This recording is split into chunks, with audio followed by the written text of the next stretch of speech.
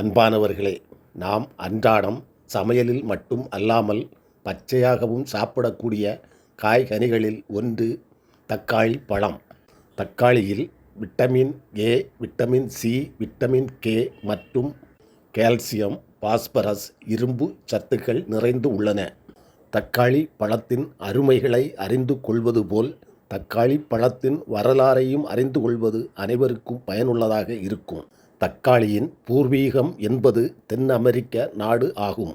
தக்காளி பழமும் தக்காளி செடியும் ஸ்பெயின் நாட்டவர்களால் 16ஆம் நூற்றாண்டில் மற்ற நாடுகளுக்கு அறிமுகப்படுத்தப்பட்டது.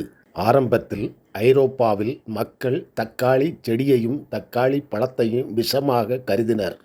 குறிப்பாக ஆங்கிலேயர்கள் தக்காளி செடியின் தண்டிலும் இலையிலும் நச்சு தன்மை உள்ளதாக பயப்பட்டனர். இந்த சோதனைகளை எல்லாம் கடந்து 18ஆம் நூற்றாண்டின் நடுப்பகுதியில் தக்காளி பழமானது ஆசிய நாடுகளில் பிரபலம் அடைந்தது. குறிப்பாக சிரியா, ஈரான் மற்றும் சைனாவில் தக்காளி பயிரிடப்பட்டு பயன்படுத்தப்பட்டது. பின்பு உலகம் முழுவதும் தக்காளி ஒரு தவிர்க்க முடியாத உணவுப் பொருளாக மாறியது.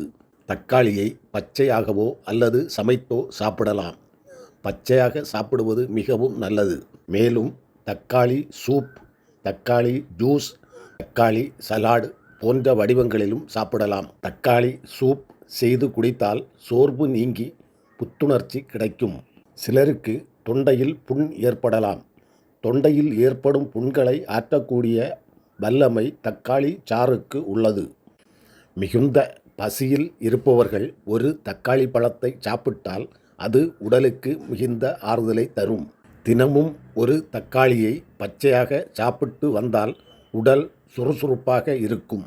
தக்காளி பழமானது கண்களின் பார்வை சக்தியை அதிகரிக்கிறது. கண்களில் கோளாறு உள்ளவர்களுக்கு தக்காளி பழம் மிகவும் நல்லது ஆகும். தக்காளியில் உள்ள சத்துக்கள் சிறுநீரை நன்கு வெளியேற்ற உதவுவதுடன் சிறுநீரில் கிருமிகள் அண்டாமல் தடுக்கிறது. தக்காளியில் உள்ள இரும்பு சத்தானது உடலில் வெகு விரைவில் கலந்துவிடும் தன்மை கொண்டது.